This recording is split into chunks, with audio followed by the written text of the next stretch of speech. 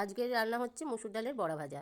মুসুর ডালটাকে আগে ভিজিয়ে নিয়েছি, বেশ ঘন্টাখানেক ধরে ভিজিয়ে নিয়ে তার মধ্যে লঙ্কা, কাঁচা লঙ্কা দিয়ে বেটে নিয়েছি।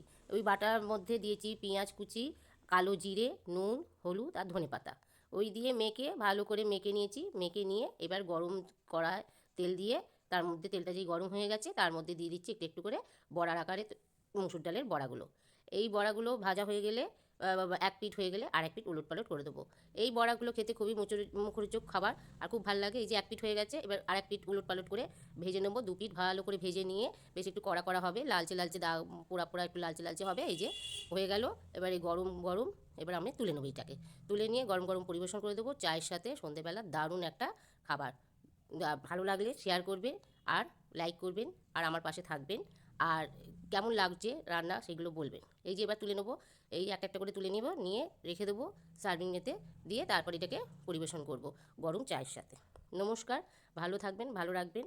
আর ভালো ভালো রেসিপি পেতে গেলে আমার চ্যানেলটাকে সাবস্ক্রাইব করবেন আর আমার পাশে থাকবেন। মুখরোচক জিনিস পাবেন, খুব সহজ, কম সহজে ভালো জিনিস নিজেরাই বানিয়ে নিতে পারা যায়, সেই সব জিনিসই আমাদের। ভালো থাকবেন, নমস্কার।